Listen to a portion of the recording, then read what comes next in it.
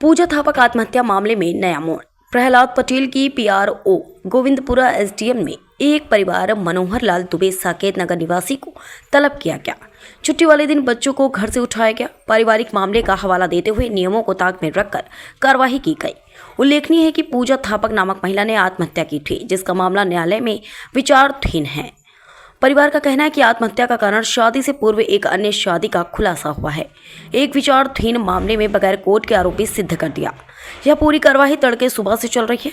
2 वर्षीय बच्चे की कस्टडी नाना नानी को दे दी गई है। श्री दुबे ने बताया, परिवार को डराया धमकाया जा रहा है एवं जान का खतरा है। मामला तेजी से सुर्खियों में आ गया है। लाल दुबे है, मैं साकेत नगर में रहता हूँ। आज सवेरे सवेरे मेरे घर पर करीब 7 साढ़े 7 बजे पुलिस की 3-4 गाड़ियां बड़े ही विकृत रूप में आई और एकदम चिल्ला चौंट करने लगी, दरवाजा पीटने लगी, दरवाजा खोलो, हम कोर्ट का सर्च वारंट लेके आए हैं आप।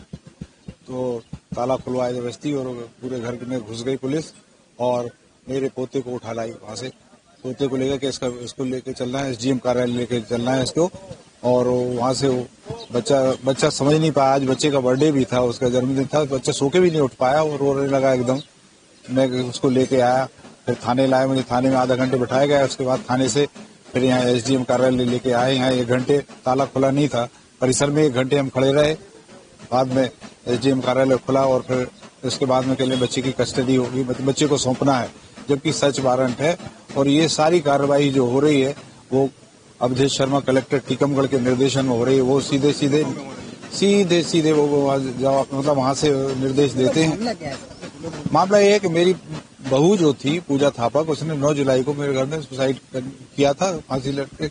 इसके बाद उसका एम्स में 10 घंटे इलाज चला। रात में उसने अंतिम सांस ली और उसके पीछे कारण ये समझ में आया कि मेरे बेटे को कहीं से ये पता चल गया था कि उससे शादी के पूर्व उसने एक शादी और की थी और वो लगभग 2 साल वो शादी में रही है।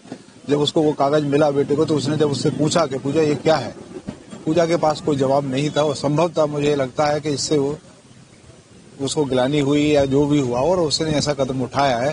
क्योंकि मेरे घर में बहुत हम लोग उसको बिल्कुल अपनी बिटिया जैसा मानते थे। वो कहीं कोई दिक्कत नहीं थी, सेपरेट रहती थी, अलग रहती थी, नीचे रहती थी, ऊपर हम लोग रहते थे। माता पिता ऊपर रहते थे, बहू बेटे नीचे रहते थे, सब सेपरेट था, सब कुछ, कहीं कोई दिक्कत भी नहीं थी। हमारी तरफ से कोई रोक टोक भी नहीं थी। इसके बाद भी इनके परिवार में, हमारे परिवार पर विभिन्न धाराओं में दहेज दौरी और दहेज मृत्यु इत्यादि धाराओं में संगीन अपराध में धाराएं लगाई गई और तब से लगातार पुलिस भी प्रताड़ित कर रही है और मामला न्यायालय में है। अभी मेरी पत्नी, उसको भी आरोपी बनाया गया था, जो स्कूल शिक्षिका भी है, उसको सुप्रीम कोर्ट से जमानत प्राप्त हुई है। बेटा मेरा अभी भी जेल में निरुद्ध है। और अभी पोते को लेकर कोर्ट से क्या? हाँ, इसके बाद इन्हें पहले मेरे पोते को लेकर एक इन्हें हैबियस कॉर्पस मानी उच्च न्यायालय जबलपुर में लगाया था, जिसमें कोर्ट ने बच्चा मेरे को ही सौंपा था कि ठीक है, ये हैबियस कॉर्पस इस पर बनता ही नहीं है। इसके बाद फिर उन्होंने अभी यहाँ कुटुंब न्यायालय में एक आदेश यहाँ लगाया था। उन्होंने याचिका लगाई कुटुंब न्यायालय में और कुटुंब न्यायालय ने भी शनिवार, पिछले गुरुवार को, परसों रात में आदेश कर दिए कि इसकी कस्टडी नाना नानी को दे दिया है। उसकी वेलफेयर के बारे में, उनकी आर्थिक स्थिति अच्छी है। मैं भी एक क्लास 1 अधिकारी रहा हूँ, उससे सेवानिवृत्त पेंशनर हूँ और मेरी पत्नी शिक्षिका है। बेटा भी मेरा नायब तहसीलदार के पद पर, सब कुछ था। इसके बाद भी आदेश का पालन नहीं हो रहा है।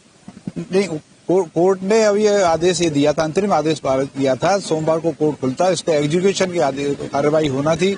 इसके बाद विधिवत जो भी होता था।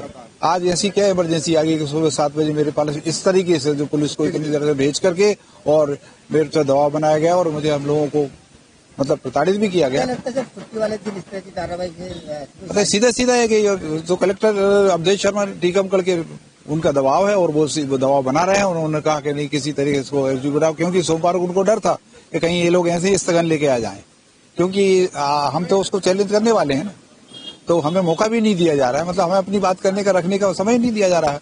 इसके बाद भी बिल्कुल एकदम दबाव बना। मेरा बेटा नायब तहसीलदार है और मैं पाईटी में अभी असिस्टेंट डायरेक्टर पद पर कार्यरत था।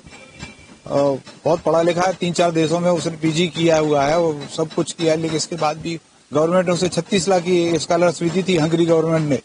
बुडापेस्ट में उसने वहाँ पीजी की थी।